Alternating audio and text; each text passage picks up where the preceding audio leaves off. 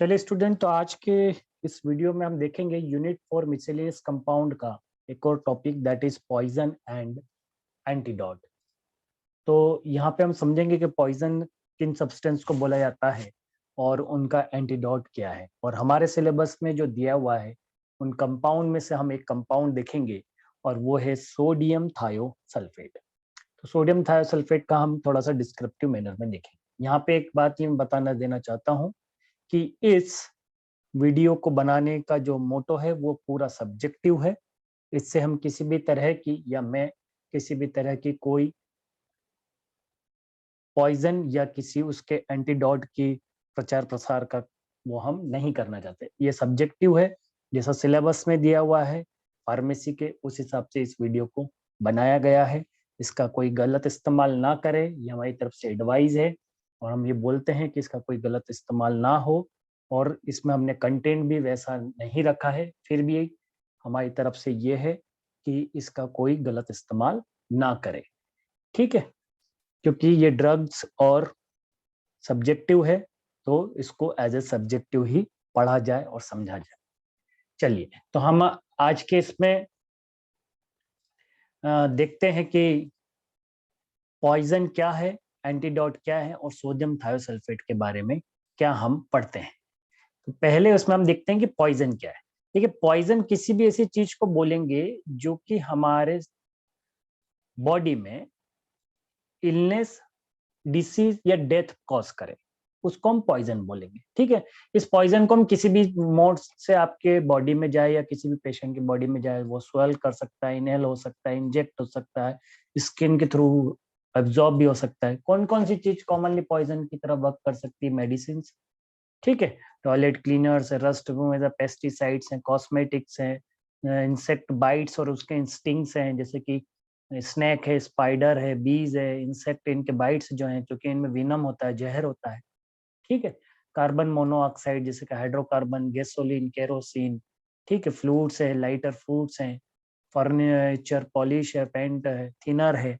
तो ये these are the some toxic materials जो हमारे एक आसपास पाए जाते हैं और ये एज ए पॉइजन की तरह वर्क करते हैं। तो आगे हम देखते हैं कि क्लासिफिकेशन क्या क्या है। तो based on the source, the classification जो पॉइजन का है वो हम तीन तरीके से इसमें बताते हैं। और इसका ये है, इनको हम तीन तरह से क्लासिफाई कर सकते हैं: agriculture, industrial, drug and health care product और बायोलॉजिकल पॉइजन्स। तो इंडस्ट्रियल और एग्रीकल्चर्स में क्या होते हैं? तो एग्रीकल्चर्स में जितने पेस्टिसाइड्स हैं, इंसेक्ट लाइक जैसे इंसेक्टिसाइड, हर्बिसाइड्स, फंगिसाइड या रोडेंटिसाइड्स।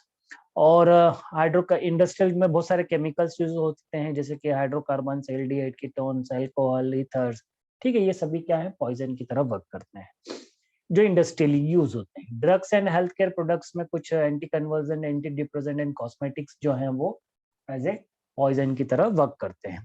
बायोटॉक्सिन एंड बायोलॉजिकल्स पॉइजन में क्या है? इनको हम तीन कैटेगरी में डिवाइड किया है: माइक्रोबियल टॉक्सिन्स, फाइटोटॉक्सिन एंड जूटॉक्सिन। तो माइक्रोबियल टॉक्सिन मतलब कि बैक्टीरिया से मिलने वाले पॉइजन, फाइटोटॉक्सिन्स मतलब कि जो प्लांट से मिलते हैं, और जूटॉक्सिन जो कि एनिमल से मिलते हैं। तो सिंपल सा क्लासिफिकेशन है जिसको हम यूज कर सकते हैं और ये सब हमारे नॉन में भी है, ऐसी हम चीजें जानते भी हैं। अब एंटीडोट क्या है? तो हमने, हमारा टॉपिक यही है पॉइजन और एंटीडोट। तो पॉइजन का हमने देख लिया कि क्या होते हैं, जो भी हमको हमारे शरीर की फिजियोलॉजिकल को प्रोसेस को खराब करे। अलग अलग तरह के हम पॉइजन के सोर्स भी देख लिए, पॉइजन के टाइप्स देख लिए। अब एंटीडोट क्या है? एंटीडोट एक ऐसा सब्सटेंस है जो कि react specially with the ingested poison और सब्सटेंस और ओवरडोज ऑफ ए ड्रग, ठीक है। जब कोई पॉइजन अंदर चला जाए बॉडी में, या कोई टॉक्सिन सब्सटेंस चला जाए, या फिर कोई किसी ड्रग का ओवरडोज जाए, तो ये एंटीडोट स्पेशली उससे क्या करेगा? रिएक्ट करेगा। और क्या करेगा? उसके पॉइजन को न्यूट्रलाइज करेगा, ठीक है। तो पॉइजन को कंप्लीटली न्यूट्रलाइज कर देगा, या सिर्फ उसके टॉक्सिक इफेक्ट को न्यूट्रलाइज कर दे, या फिर केमिकली उसे ऐसा कन्वर्ट कर दे जो कि वो नॉन टॉक्सिक हो या लेस टॉक्सिक हो, ठीक है। तो एंटीडोट्स का यूज हम किन केसेस में करते हैं? When the emetics and gastric lavage is contraindicated. मतलब जब हम एमेटिक्स का यूज नहीं कर सकते, उल्टी नहीं करा सकते पेशेंट को। गैस्ट्रिक लेवेज मतलब पाइप डाल के हम पेट को खाली नहीं कर सकते, ठीक है। Poisoning by route other than oral के थ्रू हो तो फिर हम एंटीडॉट्स का यूज करेंगे, कि ओरल के थ्रू नहीं हुआ है तो स्टमक से निकाल नहीं पाएंगे, अगर ओरल के थ्रू नहीं हुआ है तो ठीक है, तो फिर हमको कोई एंटीडॉट यूज करना पड़ेगा। Poison can be escape through the gastric lavage और वॉमिटिंग। ठीक है, पॉइजन इतनी देर हुआ है, लिए हुए हो गया कि वो गैस्ट्रिक पास को जो है या जो स्टमक है वहां से आगे बढ़ गया है, तो फिर उसे हम रिमूव बॉडी से नहीं कर सकते वोमिटिंग किया गैस्ट्रिक लेवेज के बाद। In case of already absorb poison, तो ये कोई ऑलरेडी एब्जॉर्ब हो चुका है और उस केस में हम फिर इस तरह के एंटीडॉट्स का यूज करते हैं। एंटीडॉट्स को जो है हम 4 तरीके से क्लासिफाई कर सकते हैं। तो जैसे हमने पॉइजन का क्लासिफिकेशन देखा और उसकी डेफिनेशन देखी, ऐसे ही हम एंटीडॉट का हमने क्लासिफिकेशन देखा और हम उसका क्लासिफिकेशन देख रहे हैं। तो यहाँ पे एंटीडॉट्स क्या है, को किस तरीके से क्लासिफाई कर सकते हैं हम, physiologically, pharmacologically antidotes, physical and chemical antidotes, mechanical sorry, physical and mechanical antidotes, chemical antidotes and others. तो ये 4 तरीके से हमने एंटीडॉट्स को क्लासिफाई किए हैं। हम चारों को एक एक थोड़ा थोड़ा सा देख लेते हैं कि फिजियोलॉजिकल और फार्माकोलॉजिकल एंटीडॉट्स क्या होते हैं, है ना। तो हम इसी से शुरुआत करते हैं, फिजियोलॉजिकल और फार्माकोलॉजिकल एंटीडॉट्स क्या होते हैं। तो physiological antidotes which counteract the effect of poison by producing the other effect. तो फिजियोलॉजिकली मतलब उसका कोई इफेक्ट चेंज कर दे, जो पॉइजनिंग है, जो पॉइजन सब्सटेंस है उसका क्या कर दे, इफेक्ट ही चेंज हो जाए कंप्लीट। ठीक है, फॉर एग्जांपल जैसे कि sodium nitrate which convert the haemoglobin into the methaemoglobin in order to bind the cyanide. तो साइनाइड पॉइजनिंग के लिए जो सोडियम नाइट्रेट का यूज किया जाता है उसमें क्या करते हैं कि वो हीमोग्लोबिन को मिथियोग्लोबिन में कन्वर्ट कर देता है, कौन, सोडियम नाइट्रेट, जिससे कि साइनाइड जो है उस पर बाइंड नहीं हो पाता था। Convert the more toxic cyanide to the less toxic cyanmethaemoglobin. इसके कारण साइनाइड जब बाइंड होता है तो वो लेस टॉक्सिक सब्सटेंस बनाता है, जिससे कि पॉइजन का इफेक्ट क्या हो जाता है, कम हो जाता है। तो ये फिजियोलॉजिकल है। फार्माकोलॉजिकली क्या होगा, फार्माकोलॉजिकली इसका मतलब कि वो काउंटर एक्ट करे, पॉइजन जहाँ पे एक्ट हो रहा है, ज्वाइंट हो रहा है, वहां पे जाके जो एंटीडोट जाके ज्वाइन हो जाएगा तो पॉइजन अपना इफेक्ट ही नहीं दे पाएगा। इसको बोलते हैं एंटागोनिस्ट। ऐसी ड्रग्स को क्या बोलते हैं, एंटागोनिस्ट इफेक्ट। ये फार्माकोलॉजिकली, जब आप फार्माकोलॉजी पढ़ेंगे आने वाले सेमेस्टर्स में तो आपको ये बात समझ में आएगी कि एंटागोनिस्ट क्या होते हैं। तो ड्रग के अपोजिट वर्क करने वालों को हम एंटागोनिस्ट करते हैं। अलग अलग तरह से ड्रग का अपोजिशन किया जा सकता है।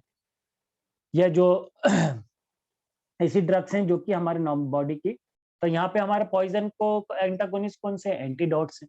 तो यहाँ पे हमने यही लिखा है कि जो फिजियोलॉजिकल है उसमें जैसे हमने सोडियम नाइट्रेट देखा, या तो वो ऑक्सी हीमोग्लोबिन के साथ, मतलब कि हीमोग्लोबिन के साथ बनेगा तो मेथियोग्लोबिन बनेगा, मेथियोग्लोबिन से जब साइनाइड बनेगा तो साइनोमेथियोग्लोबिन बनेगा, तो जो कि लैक्टोसिक हो जाएगा। ऐसे ही हम यहाँ पे एट्रोपिन जो है वो एक ऐसी इनिबिटर है ना, एसिटाइल कोलिन इनिबिटर बोलते हैं इसको।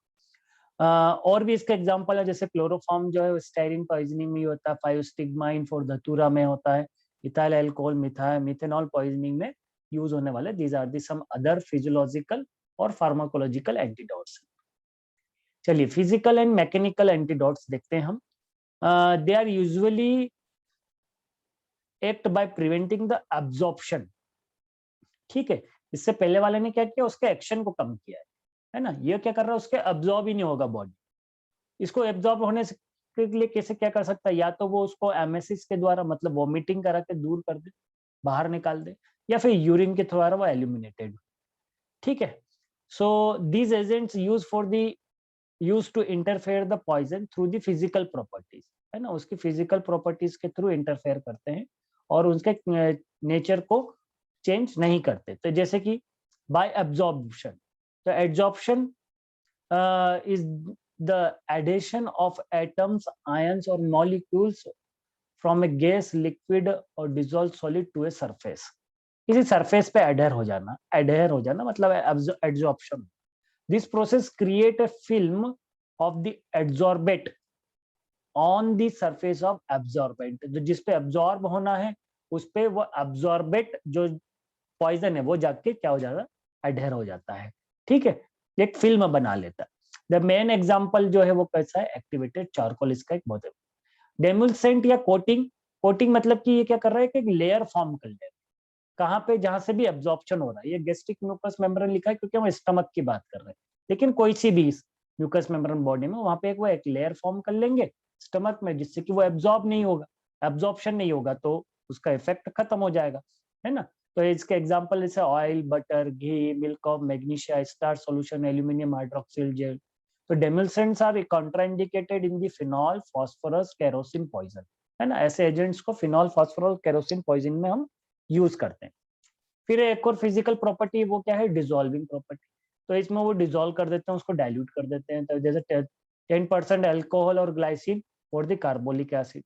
अदर और हम देखते हैं जैसे copper sulphate, magnesium sulphate, sodium monohydrogen phosphate which inactivate the and precipitate the toxic material in the insoluble salt. So these are the some other antidotes which are using in different poisoning. ठीक है, there are the number of examples हैं, हमने इसमें कुछ ही लिए हैं ना, बहुत सारे एग्जाम्पल हमको इसमें यहाँ पे मेंशन करने की ज्यादा जरूरत नहीं, हमको मेन कोर चीज समझानी है बस, है ना।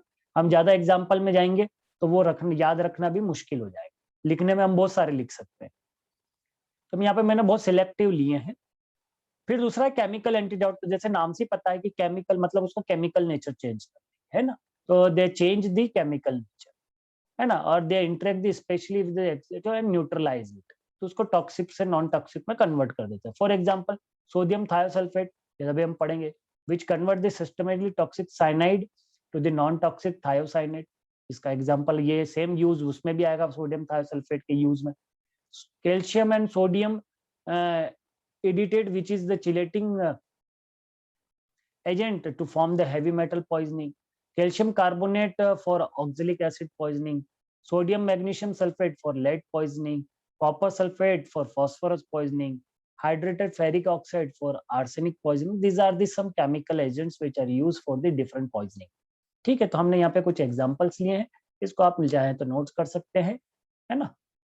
आगे आते हैं अपन अदर्स, मतलब ये हमने 4 तरह की पढ़ी थी टाइप्स ऑफ एंटीडोट्स में। तो पहला हमारा था फिजियोलॉजिकल एंड फार्माकोलॉजिकल, दूसरा था हमारा फिजिकल एंड मैकेनिकल, तीसरा था हमारा केमिकल, और हमने यहाँ पे अदर्स डाल दिए। अदर्स में हमने यहाँ पे 2 लिए हैं, एक है यूनिवर्सल एंटीडोट और दूसरा है चिलेटिंग, है ना। तो इसको हम चिलेटिंग एजेंट्स को कुछ कुछ जगह केमिकल्स में भी बताया गया है, क्योंकि generally they are chemical complex formation करते हैं, है ना। मैंने एक अलग से बता दिया, चिलेटिंग एजेंट्स कुछ ही केमिकल ऐसे हैं जो कि चिलेट्स फॉर्मेशन करते हैं। Generally these are the transition metals जिसको हम बोलते हैं। तो मेटल पॉइजनिंग में ये जनरली यूज भी होते हैं, ताकि वो जैसे डालेंगे तो मेटल उससे कॉम्प्लेक्स बना लेगी, तो वो नॉन रिएक्टिव हो जाएगा, है ना। आगे चलते हैं अपन। यूनिवर्सल एंटीडोट्स क्या होता है? This antidote is called the universal because it is use in the all cases of poison. किसी भी केस में हम यूज कर सकते हैं, कोई स्पेसिफिक इसका यूज नहीं, तो हम इसको यूनिवर्सल एंटीडोट बोलते हैं। इसका कंपोजिशन जनरली क्या होता है, इसमें मेन पोर्शन जो होता है वो चारकोल का होता है। तो एक्टिवेटेड चारकोल जो सिलेबस में दिया हुआ है वो एक यूनिवर्सल पॉइजन है, यूनिवर्सल एंटीडोट है ना, सॉरी। तो यूनिवर्सल एंटीडोट जो है वो उसका कंपोजिशन में हम इसलिए चारकोल को रखे हुए हैं। ये 50% के अब्जॉर्ब करता है। ये क्या करता है, burn bread toast result in the absorption of poison करता है। मैग्नीशियम ऑक्साइड जो है वो 25% है, it is obtained from the milk of magnesium which results in the neutralisation of poison. Tannin से obtained from the strong tea which results in the precipitation of metal alkaloid glycoside and neutralizing the alkali। तो इसका एक combination बनाया जाता है universal antidote का, और इसे दिया जाता है, या रेंडमली हम किसी भी, जब हमको पता ना हो कि पॉइजन कौन सा है, तो फिर हम उसमें यूनिवर्सल एंटीडोट का इस्तेमाल करते हैं। ठीक है, चिलेटिंग एजेंट्स का तो मैंने आपको बता ही दिया, जैसे कि मेटल पॉइजनिंग होगा तो ये चिलेट्स फॉर्मेशन कर लेते हैं। एग्जाम्पल है इसमें सबसे कॉमन जो है आपने EDTA पढ़ा होगा, कॉम्प्लेक्सोमेट्री आपने पढ़ा होगा अभी एनालिसिस में, है ना। तो EDTA कॉमन हो जाता है। बैल होता है, ब्रिटिश है, एंटी लेविसाइड्स का यूज होता है, एंड डेस्फेरोक्सोजिम का यूज होता है। तो ये these are the names example chelating. तो हमने यहाँ पे 4 तरह के ये देख लिए। तो पहला है physiological, pharmacological, physical, mechanical antidote, chemical antidotes and other antidote, जिसमें हमने यूनिवर्सल एंटीडोट के बारे में भी पढ़ा है। अब आ जाते हैं हमारे कंपाउंड पे। इसमें है सोडियम थायोसल्फेट। इसका फॉर्मूला होता है N2S2O3 5H2O। ये इसका क्रिस्टलाइन फॉर्म है। इसका मॉलिक्यूलर वेट होता है 248.2। It contain not less than 99% of and not more than the equivalent 101% of the sodium thiosulphate. Preparation बहुत सिंपल सी है। इसमें प्रिपरेशन में क्या बोला गया है कि जब आप सोडियम बाइकार्बोनेट को सल्फर डाइऑक्साइड और वाटर के साथ गर्म करेंगे तो आपको क्या मिल जाएगा, सोडियम सोडियम बाइसल्फेट मिल जाएगा ना, सोडियम बाइसल्फाइड मिल जाएगा। ये सोडियम बाइसल्फाइड को जब आप सोडियम कार्बोनेट के साथ फिर से हीट करेंगे तो सोडियम सल्फाइड मिलेगा। ये सोडियम सल्फाइड को जब सल्फर के साथ हीट किया जाता है तो सोडियम थायोसल्फेट मिलता है ना। तो यहाँ पे यही लिखा हुआ है, is it prepared by boiling the sodium थायो सोडियम सल्फाइड, तो ये सोडियम सल्फाइड है ना, मैं गलत ले गया, सोडियम सल्फाइड। ठीक है, सोडियम सल्फाइड को किससे रिएक्ट कर रहे हैं हम, सल्फर से। क्लियर है ना, यही अपन ने लास्ट वाली रिएक्शन में किया। And sodium sulphide is obtained, अभी सोडियम सल्फाइड कैसे obtained, by reacting the sodium carbonate water and sulphur dioxide. तो sodium carbonate water and sulphur dioxide को जब ये रिएक्ट किया तो हम बोल रहे हैं कि सीधे सोडियम सल्फाइड बना, लेकिन इसके बीच में क्या बनता है, firstly sodium bisulphide. Sodium bisulphide फिर सोडियम कार्बोनेट के साथ रिएक्ट करता है तो सोडियम सल्फाइड में कन्वर्ट होता है, सोडियम सल्फाइड सल्फर के साथ रिएक्ट करता है तो सोडियम थायोसल्फेट में कन्वर्ट हो जाता है। सिंपल सी एक रिएक्शन है मात्र इसकी, है ना। चलिए प्रॉपर्टीज में देख लेते हैं। इट इज कलरलेस क्रिस्टल्स और एक कोर्स क्रिस्टलाइन पाउडर है, ठीक है, ऑर्डरलेस है, अल्कलाइन टेस्ट है, मेल्ट 50 डिग्री सेल्सियस पे हो जाता है बहुत कम टेम्परेचर पे, वाटर में सोल्यूबल है, अल्कोहल में इनसोल्यूबल है, एक्वस सोल्यूशन जो है वो जनरली रैपिडली डिकम्पोज हो जाता है, पानी में अगर आप इसको बनाएंगे तो जल्दी डिकम्पोज हो जाता है, ठीक है, और अगर हीट करेंगे तो और जल्दी डिकम्पोज हो जाएगा। अल्कलाइन सोल्यूशन इसका ज्यादा स्टेबल होता है, इसलिए जब इसके सॉल्यूशन को लंबे समय तक स्टोर करके रखना हो तो उसमें सोडियम कार्बोनेट या बोरेक्स मिला के रखा जाता है, ठीक है। It is also known as the hypo, hypo नाम से इसका ये केमिकल यूज होता है, ये काम में होता है फोटोग्राफिक फिल्म, जब हमको फोटो प्रिंट कराते हैं ना जैसे हम घर में लगाने के लिए, तो वो उसके लिए जो मटेरियल यूज होता है हाइपो, उसमें सोडियम थायोसल्फाइड होता है ना। तो ये chemical required for fixing the material for negative and prints, तो उसमें कुछ इस तरीके की रिएक्शन होती है। Test for identity, it gives the reaction characteristic of sodium and thiosulfate.